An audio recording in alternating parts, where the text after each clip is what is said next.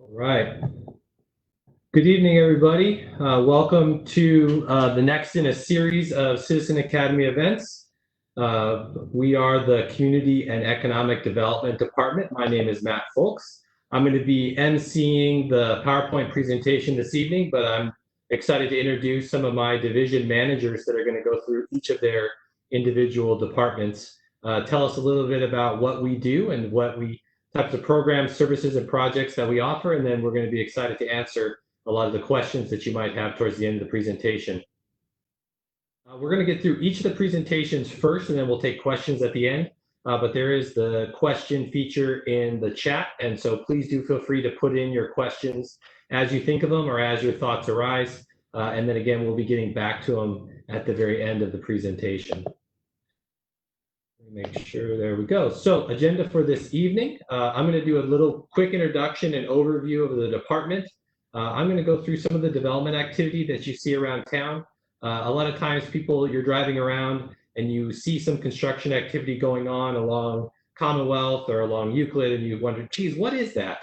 I'm going to try to answer that question for you so that you can be the super smart person amongst your friends and family. When someone goes, I wonder what that's going to be, you can say, well, actually, I know it's going to be whatever it is. So hopefully we can answer some of those questions for you this evening.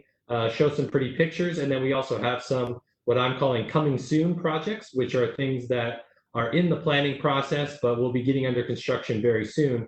So as you see demolition maybe occurring or some grading or trucks going onto the property, again, when people wonder what's going to be happening there, this presentation might be answering those questions for you. And then we're going to be passing it over to Heather Allen, who will talk about the planning division, and then Richard Supan, who will be talking about building safety, Jeremy Tirico, who will be talking code enforcement, and we're going to close things out with Kelly Fritzl, who's going to talk about housing and economic development, and then we'll get to some of your questions. So with that, let's go ahead and get going. So as I mentioned, our community and economic development incorporates a variety of different divisions. So we are the planning, building. Building has both the permitting as well as plan check and inspection, so kind of a three-part division there. Code enforcement, and then housing and economic development. We're not a very large department. There's about 30 team members, 28 at full-time, and we have 2 part-time. Our general fund budget's about $4.8 million, or about 5% of the city's general fund. So again, not a large department, but we are small but mighty. This is the boring way of looking at our department. So this is an org chart that kind of lays out how we break down, again, in those 4 divisions, and then how those divisions further break down in terms of supervisors, senior planners, associate planners, as you can see. And the more exciting way that I like to think about us is this format. Because at the end of the day, really the department is just made up of a lot of people, a lot of really strong quality team members that really wake up every day trying to make Fullerton a better, safer, more enjoyable place to live, work, and play. So as you think about the community development department, really I see us as this format and much less about this format. People on my staff is going to hate me for using these pictures, by the way, because these are on our employee ID badges. And so I didn't give them an opportunity to take any better photos. So this is essentially the equivalent of a DMV photo for some of them. And they'll probably be very upset that I utilize these pictures instead of giving them the opportunity, but that's what happens sometimes. So let's jump into some development activity. So these are some, as I mentioned, these are some projects that are occurring around the town, both in construction as well as in plan for construction. And again, if you have any questions about any of the projects, do feel free to put it into that chat question window, and we'll make sure to get to them at the end as we move through.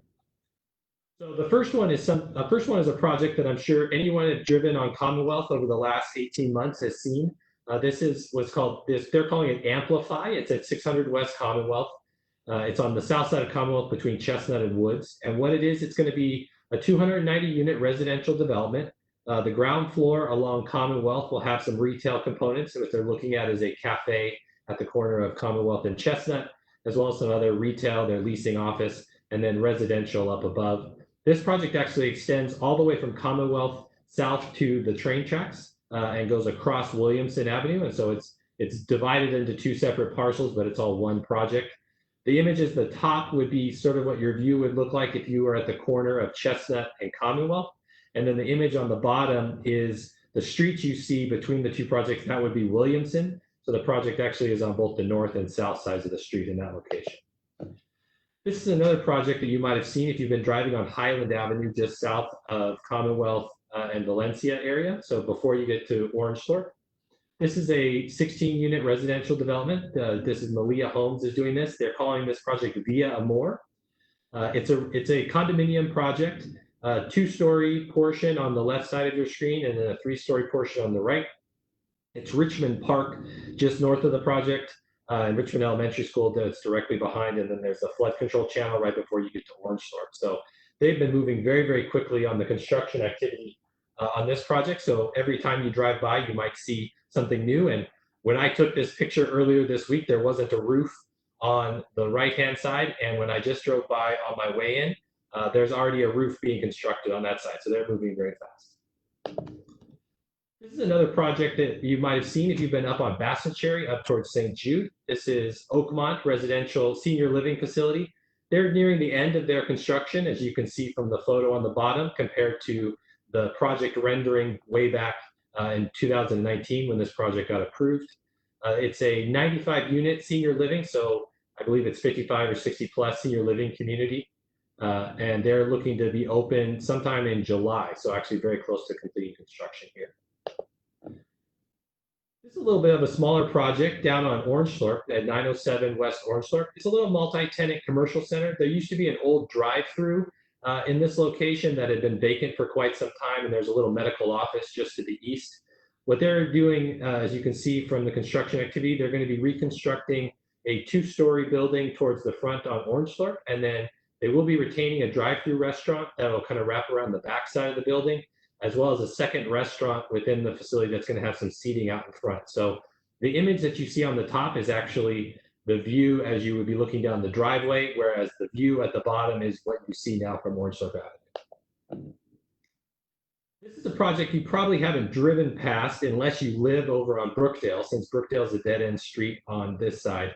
This is a little 9-unit development right at the end of Brookdale before the flood control channel, right kind of close to Fullerton High School. It's a little 9-unit residential condominium project. It's been under construction for quite a while now, but they are kind of getting pretty close, as you can see from the images on the bottom. It should be coming online towards the end of this year. Here's another one here on Euclid. So this is just north of Commonwealth on Euclid on the west side of the street. This used to be a little takeout Chinese food restaurant. They're taking away, demolished, and they're going to be constructing a 2-story commercial building. It's going to be an extension of the beauty salon and beauty supply that's already there to the south, and kind of wrapping around the project with them parking up in front. And you can see they're just now getting started on some of the framing. So this project still has quite a ways to go, but you're going to see it develop over the rest of this year and probably into early next year there on Euclid, just south of the Stater Brothers. Here's a project that I'm excited about because I'm a lover of breakfast foods. This is down South Harbor, close to the 91 freeway. This is right next to the Sherwin-Williams paint store, so in the same center with the Marshalls and the Best Buy. And this is what's going to be a little breakfast restaurant called the Broken Yoke. They have a couple other locations here in Orange County. I think the closest one is over in the city of Orange. This was a jewelry store that they are completely reconverting to a restaurant and then completely rebuilding the exterior and looking to come online a little bit later this year. I'm very excited. The waffles at the Broken Yoke, there's a maple syrup with like a walnut cup glaze. It's fantastic. You'll see me there on Saturdays and Sundays once they're open, I'm sure. So that's the projects, sort of the major projects that are under construction. There are a few projects that I've kind of titled Coming Soon, in that there isn't any construction activity today, but you will start to see some construction activity getting started over the rest of 2020 and then mostly moving into 2021. This is one of the larger Coming Soon projects. This is a site up on Basset Cherry up near Beechwood Elementary School. The site's currently vacant right now. That's the image in the bottom left corner. It's sort of I don't think it's green anymore, but it's a sort of a pit of dirt. It was an old oil gas site. And pretty recently, the city council approved a residential development here, 33 units. You can see the rendering at the top of the screen. The bottom right is what we would call a site plan, kind of showing how it's aligned. It's an attached 2-story multifamily with some amenities kind of backing up to Beechwood Elementary. Here's Here's another one way out on the east side of town. So this is Yorba Linda, east of the 57 freeway. If you're over there, you might know of the Vendome Liquor, and there was an old furniture store. The furniture store is being demolished, and in its place, they're going to be constructing a Rapids Express car wash. So these are drive-through car wash facilities. We have a couple around town. There's one that we recently did on Orangethorpe and Lemon that's very similar to this in terms of a sort of a self-serve drive-through lane, and then you can pull into the individual stalls and do your vacuuming. So this project is just getting ready for permit issuance. So you're going to see some demolition activity out on Yorba Linda, and then some construction activity through the rest of this year. Here's another really fun project. This is down on Santa Fe between Harbor and Highland. So this is just on the north side of that big parking structure, right as you come under the grade separation there, just next to Heroes, if you're in that SoCo area. This used to be a Black Star Jeep. The Black Star Jeep is relocated, and they've just started demolition on this site. And what they're going to be constructing in its place are 2 new restaurants. So you can see the image on the top left would be the corner of Santa Fe and Malden. And then the image on the bottom right is just the next parcel in from that property. 2 new restaurants, different food uses. One is going to be a fish restaurant, and the other is going to be sort of a Mexican Spanish style restaurant. As you can see, some really interesting and unique architecture. I think it'll be a really exciting addition to that SoCo area as you start to see that area continue to come alive as a hub for new restaurants and activities.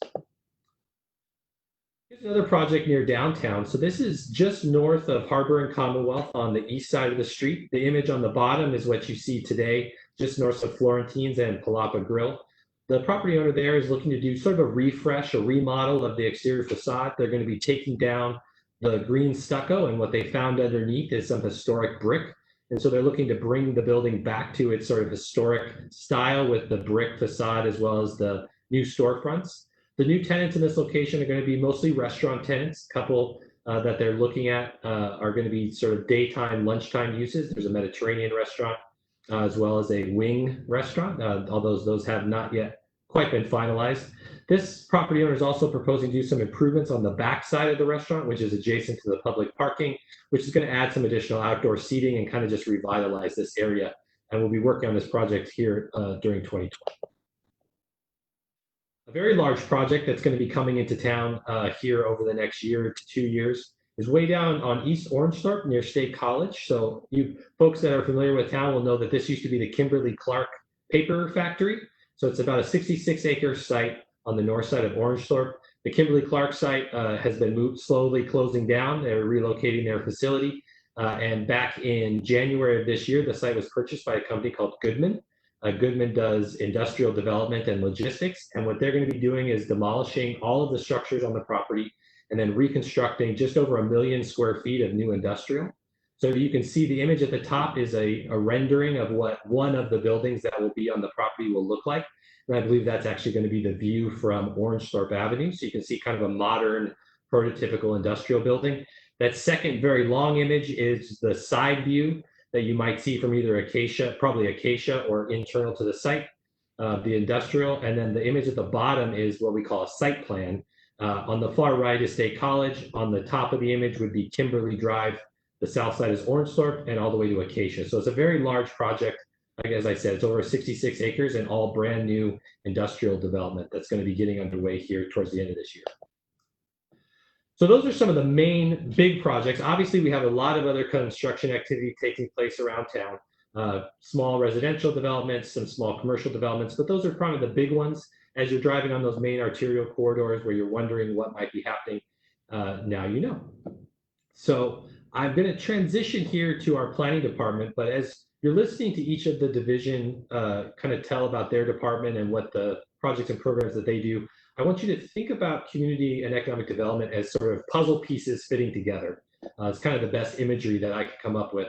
So each division works together hand in hand to really take projects, buildings, concepts, all the way from the very early design phases, all the way through to actual construction, and then even post-construction through the code enforcement process. So while we're individual divisions, each of those divisions does play kind of an integral role into that puzzle. At the end, hopefully what we end up with is a very pretty picture, and that's a well-designed city of Fullerton. So With that, I'm going to introduce Heather Allen from our planning division. Heather? Great, thank you, Matt.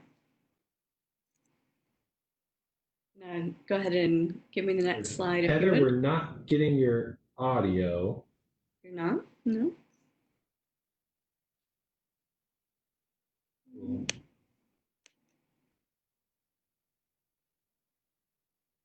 This is where I would usually start juggling or maybe like a tap dance routine. Oh, okay. So we sounds like we can maybe hear Heather. Can you hear me? Sorry, Heather, go ahead. That's good. Great. Thank you, Matt. Go ahead and advance to the next slide if you would, please.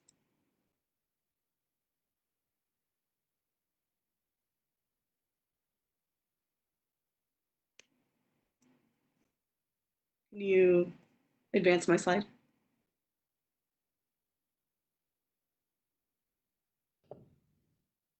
Can you not hear me? For my team, can we do a thumbs up if we can hear Heather? All right. It's just you. Can you, next slide. Perfect.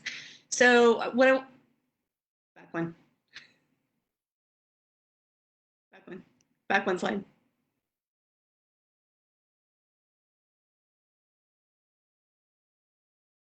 Matt, can you hear me? Can you go back one slide?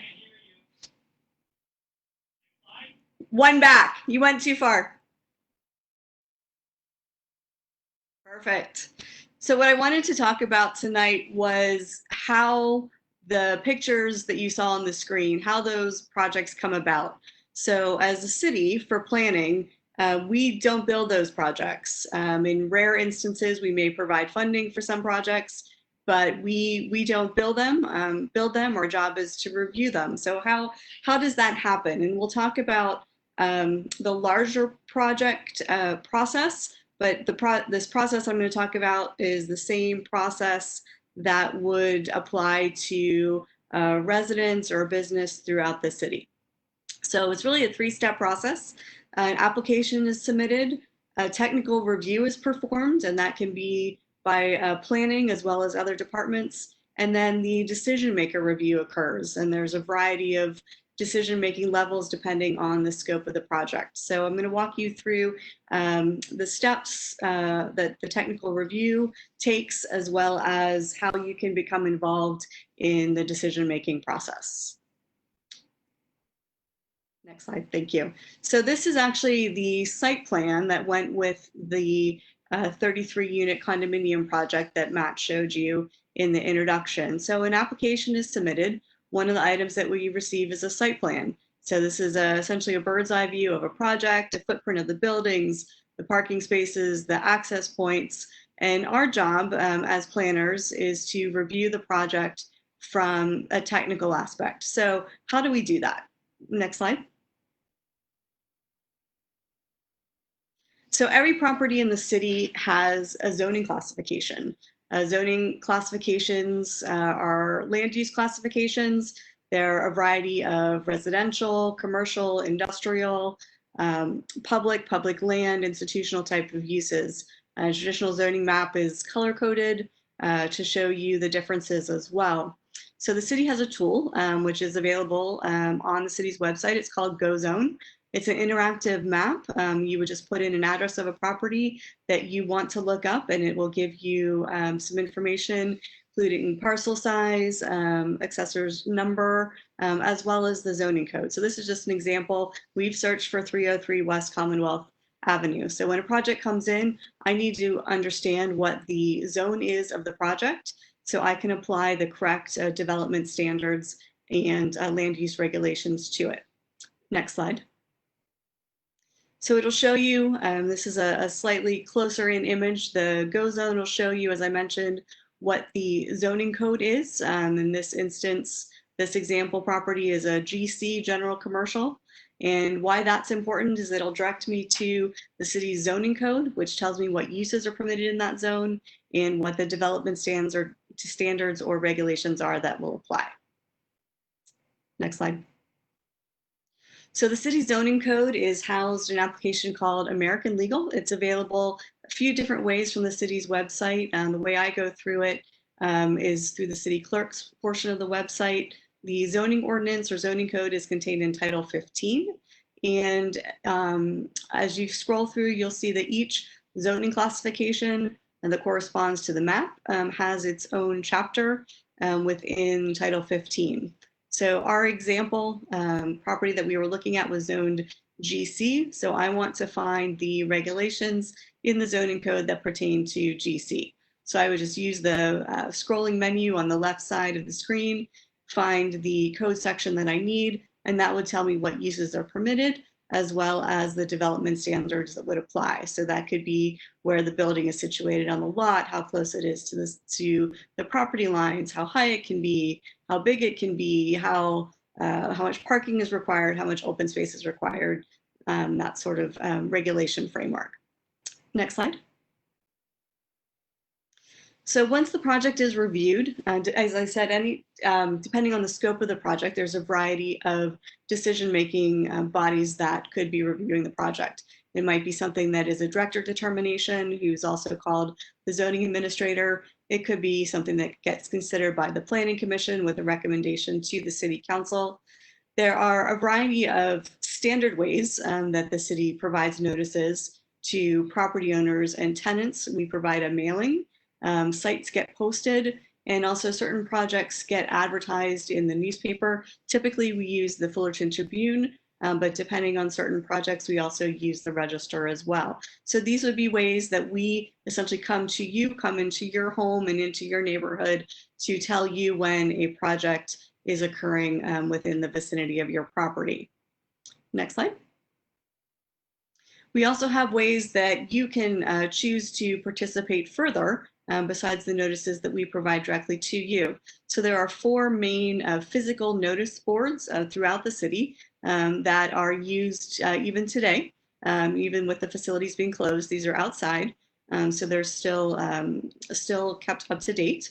The picture that you see on the screen is at the City Hall. There's also one at the main library, at the Museum Center, and one at Maintenance Services. So no matter where you live around town, particularly if you don't have internet access, this is a really easy way to get information on upcoming meetings and public hearings. The city website also has a page for public notices. You can go directly there through the community and economic development portion of the website. On the left-hand side of the screen, there's a kind of a list of gray box with a list of options and choices. Public notices is one of those, and that'll take you right into the list of current notices. Next slide. There's also some more newer technology ways that we are looking to engage members of the public who are interested on a variety of projects. As you may know, the city has a website, the city has a Facebook site, as well as a Twitter feed. The department has a Facebook site as well, and we have now filled a staff analyst position who will be able to help us keep this more up to date. So I encourage you to like one or both of these Facebook pages and keep up to date that way. The city also has what's called e-notification. If you go to the search bar on the top of the city website and just type in e-list, it'll take you to the e-notification link to subscribe. When you get on there, you can pick what type of information you would like to receive. One of the choices is for some of the different public hearing bodies to receive the agenda material links from those bodies. We've also used the e-notification link for special projects.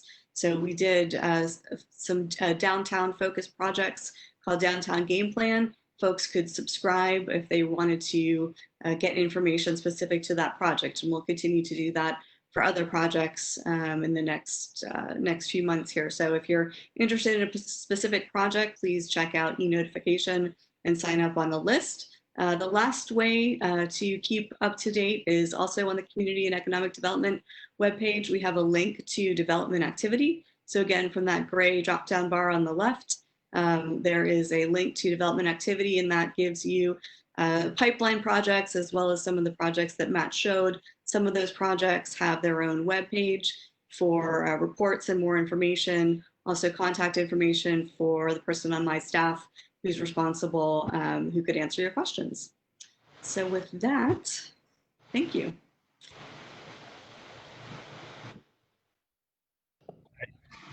Thanks, Heather. So my name's Richard, and I'm here to talk to you guys about the next step of the puzzle pieces Matt's been talking about, and it's the functions of the Building and Safety Department.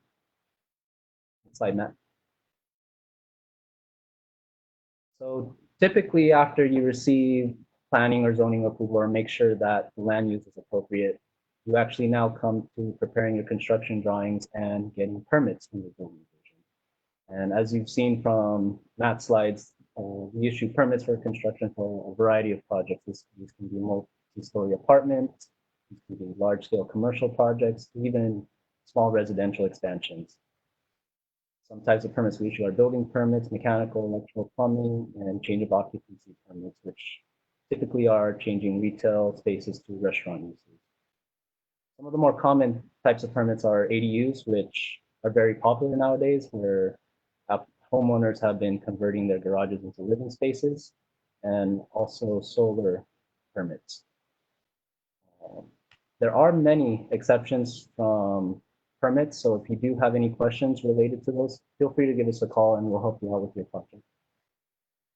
The other two main services we do provide are plan check reviews and conducting inspections. So for most projects, before you do get a permit for construction, they do require some type of plan review. And it's at this stage that it gives you a very critical service that our city provides, because you'll see in the following slide, there can be some hazardous conditions. So we do want to make sure that your project does get reviewed by one of our plan check engineers so that we can make sure that your construction projects are safe.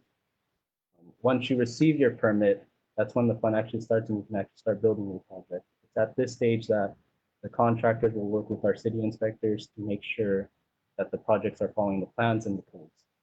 There is one thing you are going to get from this presentation. It's know that your the safety and welfare of the residents is our priority.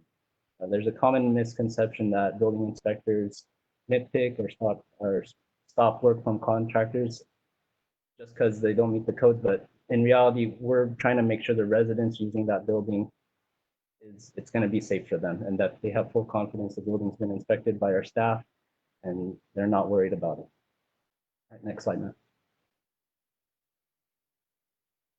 So at the end of the project, the main thing you're going to want to have is the certificate of occupancy. This you'll probably see at the lobbies of many of the commercial buildings. It's basically a certification that the project's been inspected by our staff and meets current code requirements. Another service we do provide is we do inspect unsafe buildings and structures. Unfortunately, accidents and earthquakes do occur. So when they do happen, our inspectors will report to the job site, take a look at the building, and if it's unfortunately deemed unsafe, they'll put this placard on there.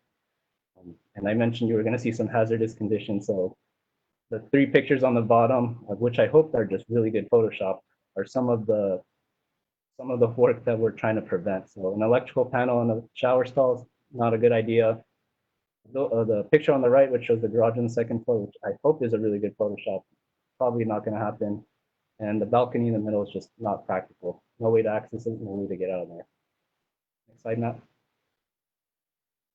Some of our goals, like I mentioned, our main priority is to assist customers to build safe, well, and fast. We know that time is money in this industry, so our goal is to make sure that once you come in to apply for a permit, we can help you as fast as possible so that you can start building your project. We work to improve our customer service by being responsive, helpful, and courteous. So if you do have a question related to any project, give us a call, give us an email. We do have a 24-hour return policy, so if you give us any type of communication, we'll make sure to get back to you right away and help you out.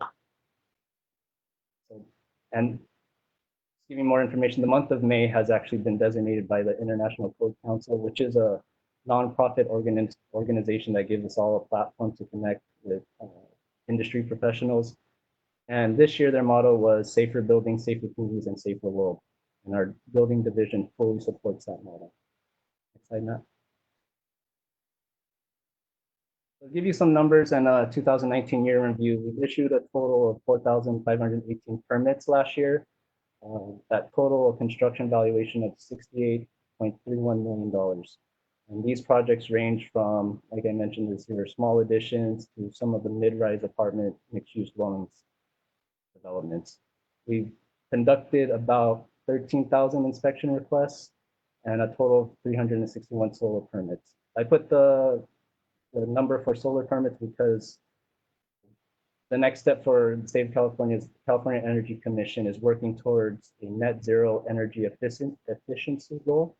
So at one point, they do want to get the residential buildings to where the building does have net zero efficiency. And they actually made it a requirement on this code cycle that all new construction, residential construction projects will be required to install solar PV systems on the roofs. Next slide, Matt. And so COVID-19 has definitely hit a lot of our jurisdictions, and procedures and policies have been affected by it. But I'm pleased to announce that we have still been able to provide services even with the pandemic going along, even through plan check reviews, permits, and inspections.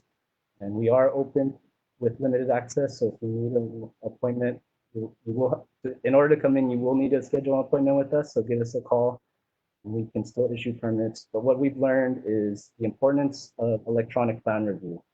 In the past, we used to have customers walk in, give us their drawings, and we would only require hard copies to be submitted in order to do plan check review, but we've adjusted to that, and now we're accepting PDFs and we're performing plan reviews virtually. It's been well taken by a lot of our applicants because they can just email their set of plans and we can provide service right away. We've seen the need to improve our website and customer service portal online. Very soon you will see new permit options on our customer self-service, so you can apply for many more permits through that online portal than actually having to come in and apply for permits that way. Virtual inspections have actually been very, very good.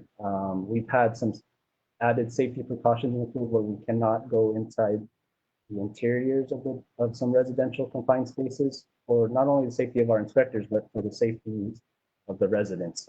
So for those places that we cannot inspect the interiors, we do allow the virtual inspection option, and it's worked really well for a lot of contractors, and we've been very pleased that we can still provide services even with the restrictions COVID-19 has placed on us. And with that, I just wanted to thank you guys. If you do have any questions, a common thing is they feel the building department takes a long time or is not responsive, but we're always here to help you. Send us an email, send us a phone call. If there's anything we can help you with your project, feel free to reach out to us and we can guide you through the process. With that, I'd like to pass it over to Guillermina. Thank you, Richard. Hi, everyone. My name is Guillermina Torrico, and I hope tonight to be able to give you some insight in terms of the services we provide the community. Next slide, Matt. So similar to planning and building in terms of them being responsible for the development and the creation of property, our mission is to preserve property and neighborhood integrity. Our mission is to maintain safe living conditions and enhance the quality of life for our residents. And our goal is to obtain voluntary compliance and cooperation from the residents by administering and offering a fair and unbiased enforcement program. Next slide. So our staff is tasked with interpreting and enforcing the municipal code, building code, and other adopted codes, and then apply those specific codes to the conditions or actions that are being reported to us at private properties.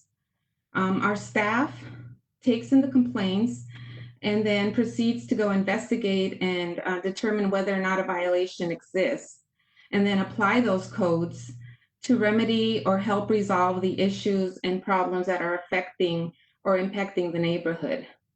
Examples of those types of complaints that we take in include things like unpermitted work, issues with property maintenance. We also take complaints from tenants who are experiencing habitability issues and are not being addressed by their landlord. We take complaints from zoning and land use violations, as well as encroachment caused by private property. So examples of that could be like an overgrown tree that's blocking the path of travel on sidewalk or streets, or is obstructing the view to signs or traffic lights. Next slide, please, Matt. Our why ties back to our mission of preserving neighborhood integrity. The reason our staff works to promote safe neighborhoods is because we want to make sure that we enhance the safety and the appearance of our neighborhood, as well as our business communities, and to ensure property maintenance and regulation of property. And we do so to prevent blight, to protect property values, and like I said, to enhance the economic and quality of life for our Fullerton residents. Next slide, please, Matt. And so when people think of code enforcement, we play a lot of roles, but for most people, they believe code enforcement's main function is to battle blight.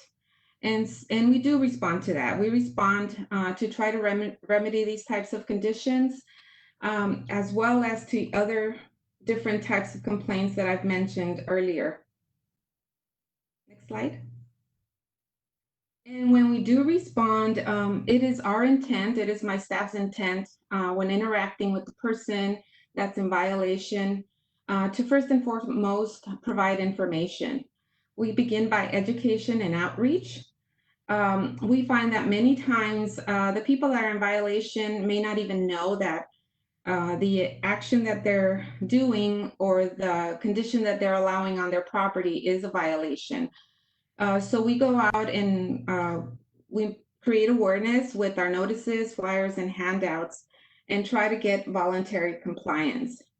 And unfortunately, we don't always obtain voluntary compliance. So that's when we seek to motivate the person in violation to comply by the issuance of citations or by involving our city attorney. Next slide, please. I'd like you to meet our team. We're a small team, but I believe very efficient team. So I'm part of a team of 4 officers. We have Will Lawson, who is in Zone 1, Roy Hernandez in Zone 2, Shirley Reyes in Zone 3, and Cecilia Vasquez, who is our code enforcement officer that provides service with the regulation of restaurants and bars citywide. Next slide, please.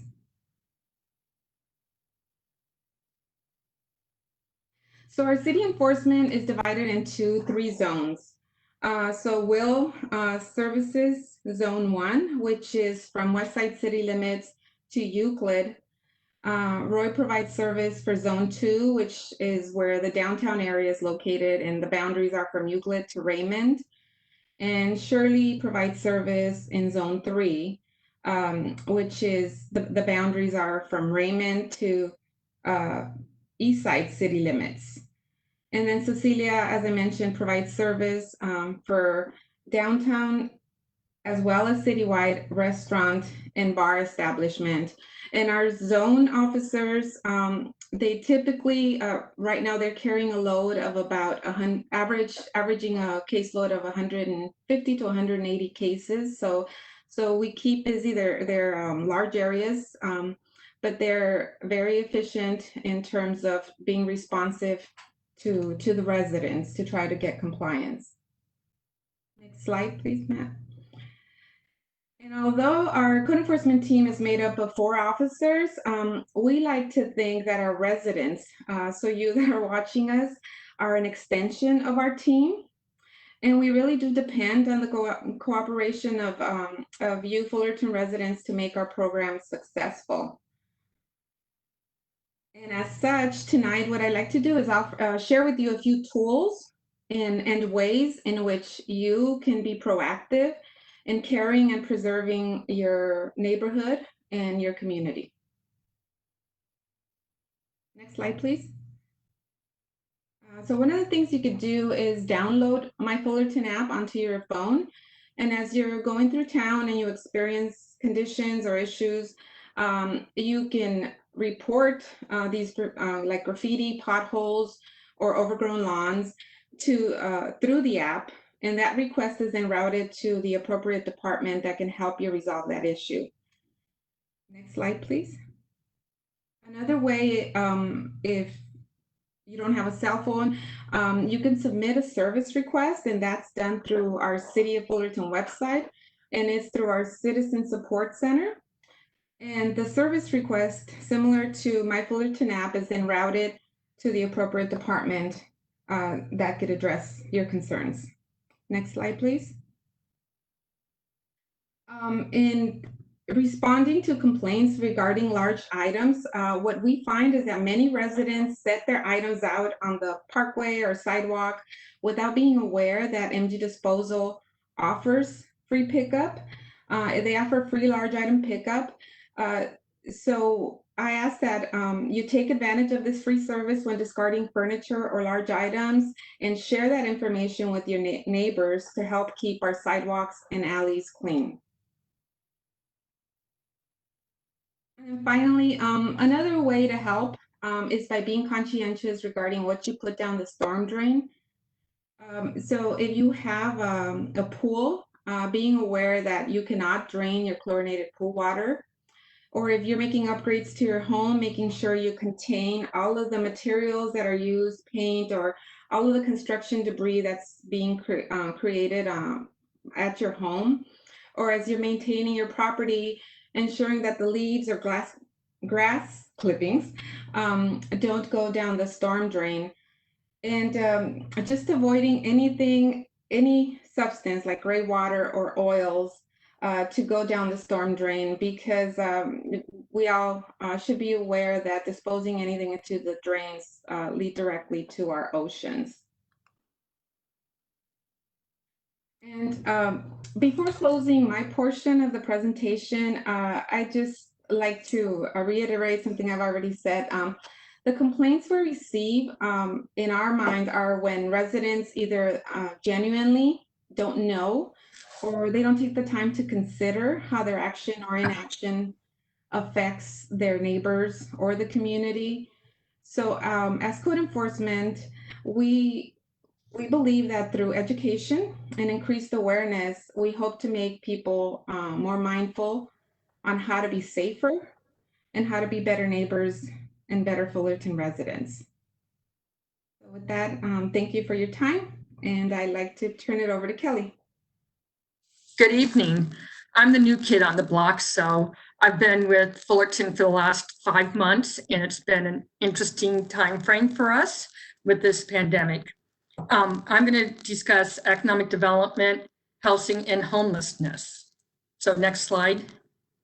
So the goal of economic development is the retention and creation of jobs. We really talk about the 3 pillars of economic development: retention, recruitment, and expansion. We want to retain what we have here, help them grow, and then recruit some other great industrial, office, and retailers to come to our city. And really, economic development's goal is to improve the quality of life. So all aspects of economic development, what our team does is business outreach, roundtable meetings, business recruitment. We try to help our commercial brokers fill their space. Empty space is not good. That's a sign of blight sometimes. We do a lot of business workshops and trainings with our partners, and we are hopefully going to create 2 new business improvement districts to really focus on areas of town and help market, clean, and be safe and secure. A lot of our job is working with our commercial brokers and meeting with them and hearing what's going on. Next slide. And just before I leave economic development, every one of us are part of the economic development team. When you shop local, you buy local, you're helping our economy and you're helping our small businesses. So really remember, shop local. So the city has a great affordable housing program going on. We have helped 19 apartment complexes be acquired, built, or rehabbed, and we have 734 affordable units that are maintained for low and very low income residents. The city council has been wonderful in helping all of our seniors. We have a tenant-based rental assistance program for our 2 senior mobile home complexes, and that's helping, with the rent increases that some of our condo trailers have gone through. We also have a very busy housing rehabilitation program. This is for single family condos, townhomes, and it helps bring, working with building and code enforcement, bringing a lot of our homes back up to code. And so, as Matt mentioned, we all work together and we're all part of this huge puzzle of trying to create a safe and also really good looking community. Next slide. So some of the ways we do our do our housing program is using CDBG and home funds. This is from HUD, which is the Housing and Urban Development. And this year, the CDBG funds are assisting after-school programs, food programs, homelessness services. We're also really happy to be part of rehabbing the Pacific School Drive Playground and doing some street improvements. And I've already mentioned the housing rehab program. This year, we received some additional CDBG funds where we are working on additional loan programs. So moving on to homelessness, the city has partnered with CityNet to provide outreach and case management. We've created a homeless outreach coordinator position that works with all of our nonprofits, our churches, and CityNet. And we expanded our safe parking program for another 3 months. And currently on Commonwealth, and there's some pictures here, we're working with the Illumination Foundation to build a navigation center with recuperative care beds, and hopefully they plan to open mid-July. So the City Council created a Fullerton Homeless Planning Committee that worked on a strategic plan to address homelessness, and that plan will be coming back in an update in the next few months. Next slide, and we are here for to answer any questions. Matt, back to you. Thank you very much, Kelly, and thank you to all the division managers for going through each of the departments. So we hope that hopefully that gave everybody sort of a brief overview of what the Community and Economic Development Department is. I thought for me, at least, I started to really understand how those puzzle pieces fit together and kind of see how each of us works together, again, to create a city that's both aesthetically very pretty as well as programs to assist a wide variety of our constituents. So I do see we have a few questions here. So I'm going to, again, attempt to MC the questions and hope my computer doesn't have issues like it did here at the beginning. So the question, this one's for Richard. There was a question from Ellen regarding whether homeowners are allowed to make minor modifications without permits. Is there a threshold, as an example, a minor bathroom cabinet or a sink?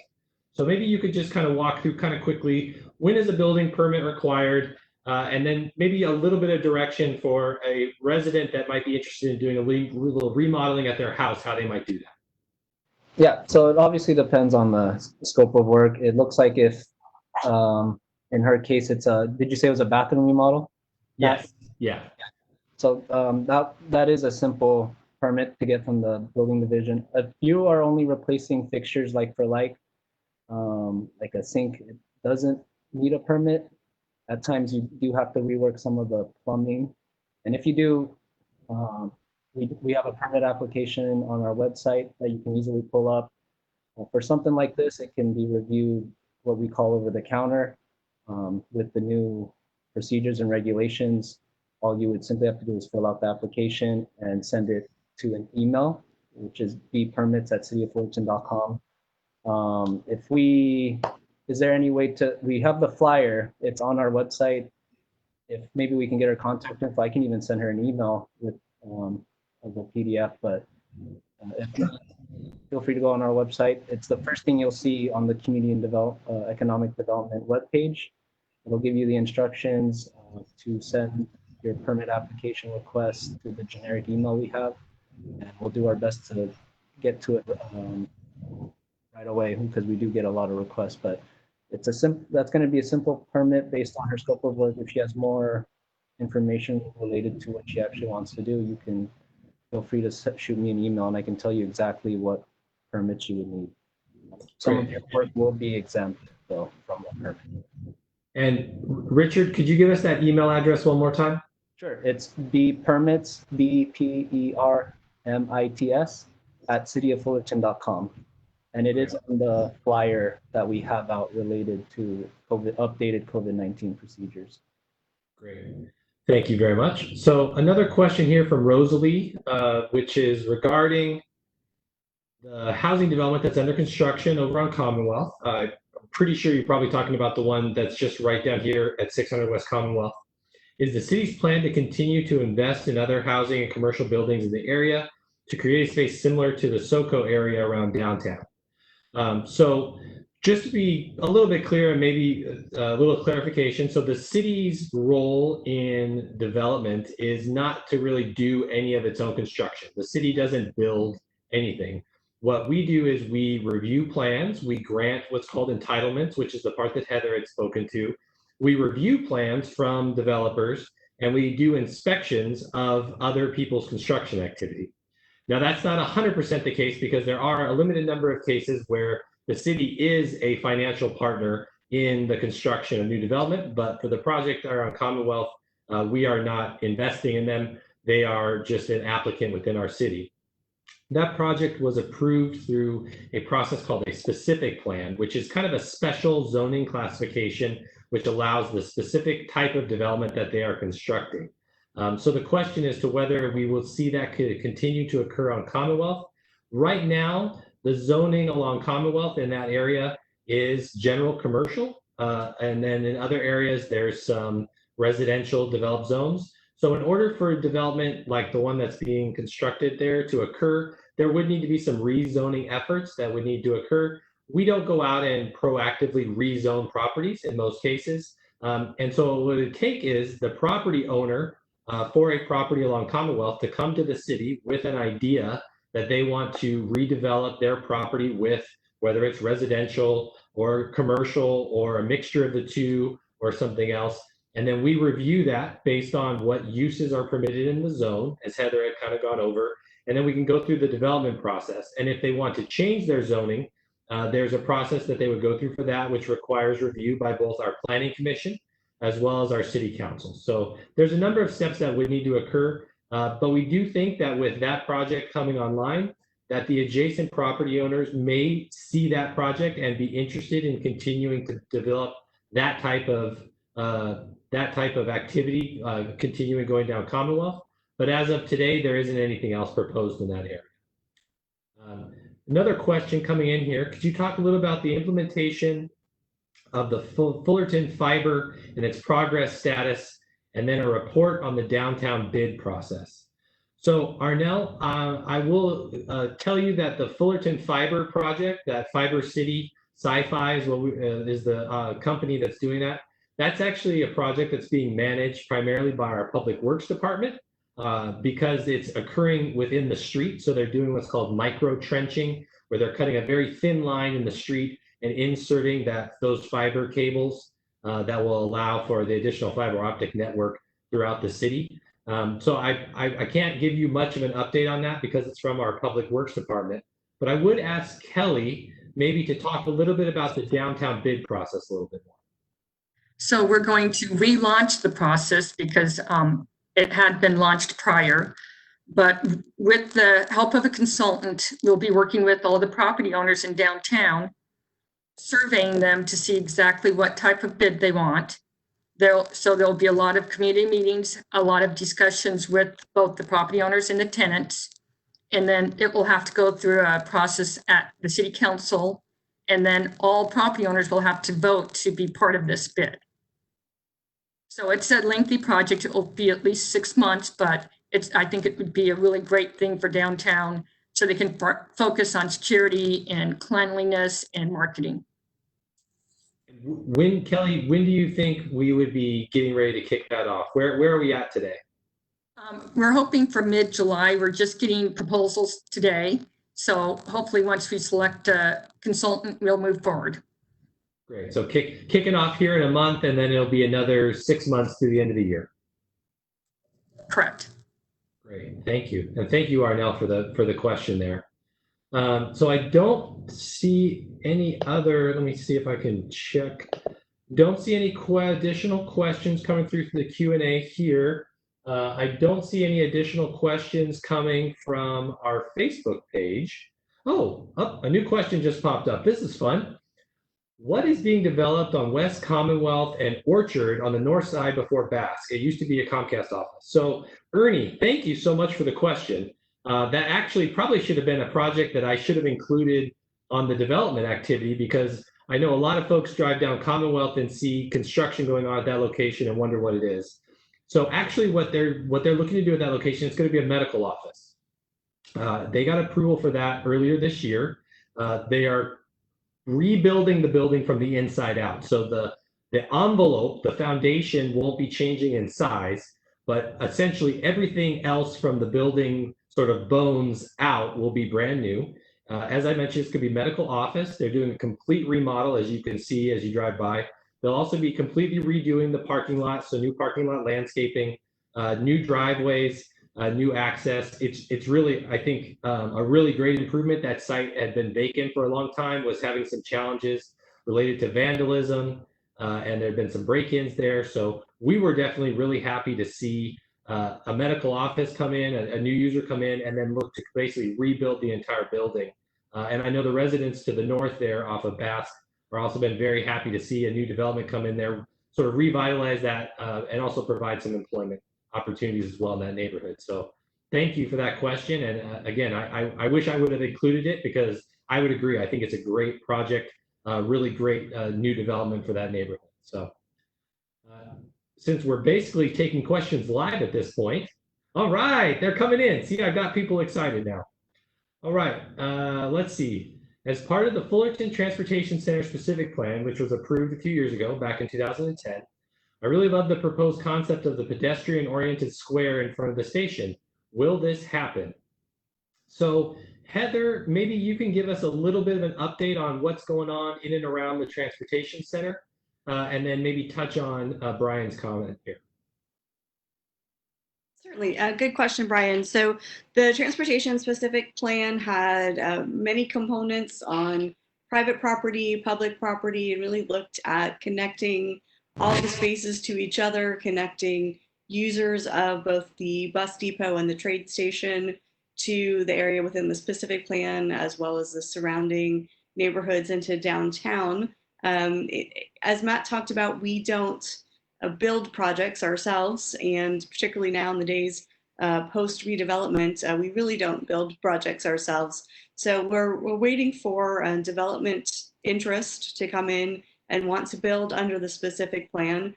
We're currently working with a potential hotel developer for the surface lot to the northeast of the train station. We're kind of in the early days of negotiations. COVID-19 investment changes have obviously slowed down our negotiation process. Through that project, they would also reconfigure a portion of the parking lot directly in front of the train station, make it more user-friendly. I think there's a lot of questions sometimes in terms of which way do you go? Do you go around the circle to drop somebody off? Do you make a quick left-hand turn into the Amtrak lot? So it's a little bit confusing for users. There's a lot of kind of cross traffic in terms of pedestrians and vehicles. So it would really kind of enhance that area, clean up the various circulation patterns to remove some of the conflicts. Great. Thank you very much, Heather. A question coming in from Alex. They recently tore down the AT&T building on the corner of Orangethorpe and Magnolia. Are they building something else in its place? So, Alex, here's a fun piece of information. Here's a fun piece of trivia. That's actually not in the city of Fullerton. The city border in that spot is the south side of Orangethorpe and the east side of Magnolia, but that northwest corner that you're asking about is actually located within the city of Buena Park. So while Heather talked, I quickly Googled the city of Buena Park to see if they had anything posted on their website. And I certainly would not want to speak for the city. And so I didn't quite have enough time to find out, but they do have a web page open on the City of Buena Park, which posts all of their development activity. So you can certainly find out from Buena Park what they are up to. And I would be interested to find out too. So I'm going to look this up after our call today. A little follow-up question for Heather from Brian maybe is the square would be on what is now the city-owned parking lot, so the city cannot rebuild on its own? I think if I'm trying to read through, the city cannot rebuild on its own, so I'm not quite sure. Brian, apologies, not quite sure where you're going with that.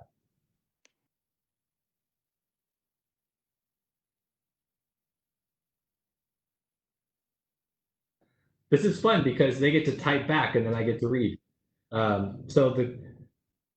guess the question is, so the square that would be on what is now the city-owned parking lot, so that's the hotel that Heather had talked about, cannot be rebuilt, cannot rebuild it on its own, and the city does not build projects. So I think as Heather had mentioned, we are the property owner for that area because it's a city-owned lot, and we are in the process of negotiating with a potential hotel developer that's interested. And what we would do is we would sell the lot as part of what's called a disposition development agreement process, which is just a contractual agreement between the city and a developer that would allow them to then construct a hotel on our property, and we would then sell the property to them. There are other contractual arrangements where we, could potentially lease the property to them, and then they would do their construction.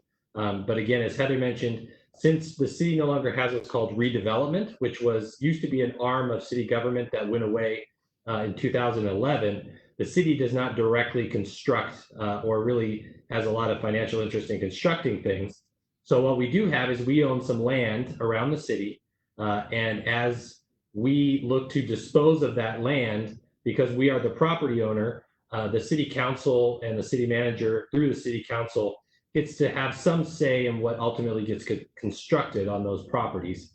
So we act as a property owner and a seller, but we don't actually do really any construction of our own. The only example, the only sort of exception to that is out at the airport. So next to the tower where Wings Restaurant is over on Commonwealth out at the airport, the city is in the process. We own its municipal airport. We own the property.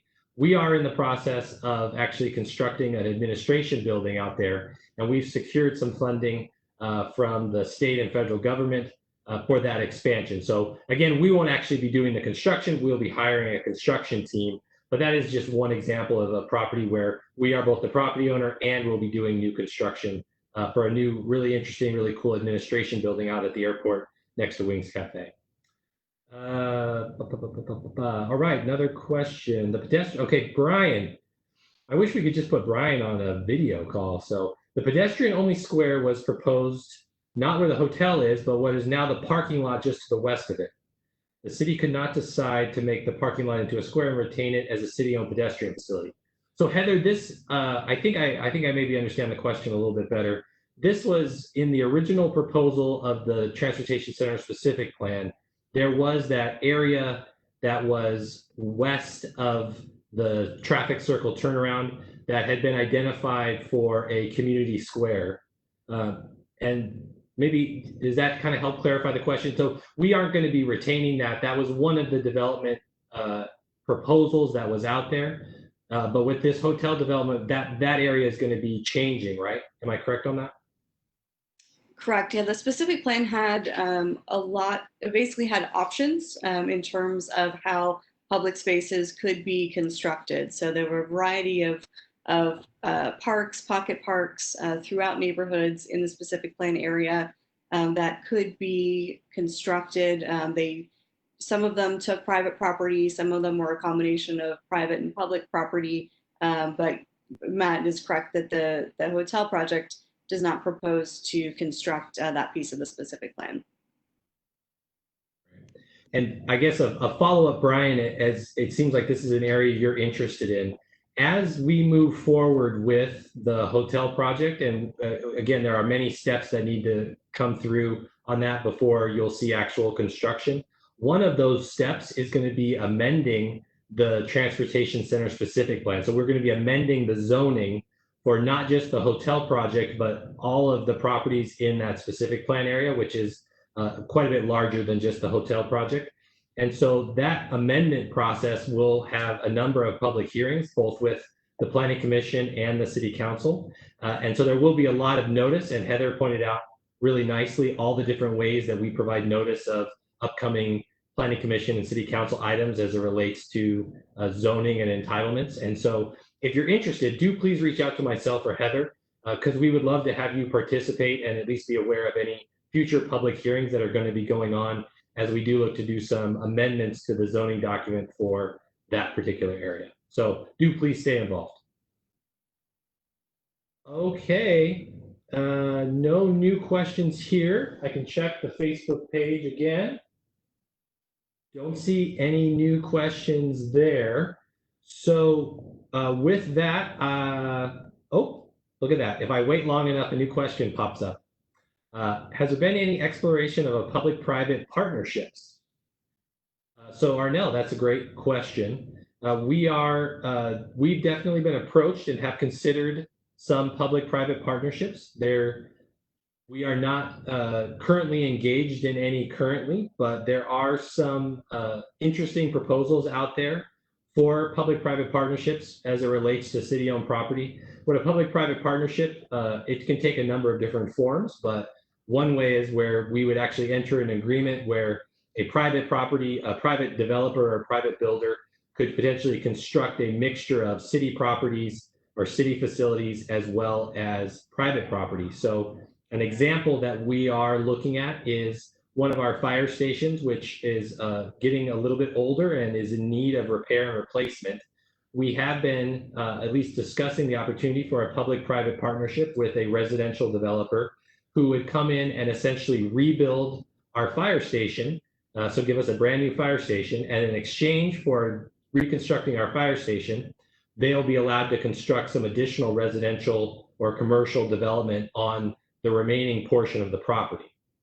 So that's just one example of a public-private partnership that we could enter into, where we would be getting a public benefit through the construction of a new facility, and in exchange, they would be able to have some additional land area for development for the private portion. I live near Ketchum. So Ketchum is another one. That's not the fire station I was referring to. That's Fire Station 5, and that's another great example. We have had some discussions with Ketchum, although it has been quite some time. It was not in 2020, the last time we met with Ketchum. They were considering doing some expansion of their universities, and Ketchum is located on Yorba Linda Boulevard, just north of Cal State Fullerton. One of the options under consideration at that time was for them to expand into Station 5, and then as, again, very, very good example of a public-private partnership, perhaps reconstruct Station 5, maybe be a little bit more efficient building design, and then in exchange for our newly constructed fire station, they would then be able to expand the university onto the back portion of the lot. As an update, we have not had any recent discussions with Ketchum, although we have, I believe that they were still interested, just nothing recent. So I don't really have any recent updates on that one. You're very welcome. So I'll give a 5-second countdown for new questions. I want someone to ask Yermina a question. So out in the universe, if you can think of a question for code enforcement, love to get Yermina involved, but she's also available by email if you have questions after this meeting, as are all of us. Our contact information is available through the City of Fullerton website, and you can get a hold of us individually as well as our staff to ask any follow-up questions. So with that, thank you all again for your participation. Really enjoyed this and hope you learned something about the Community and Economic Development Department. And Lucinda, I guess I would look to you. How do we wrap this thing up? Is there a bow? Does a curtain come down? Confetti, yes, a confetti cannon.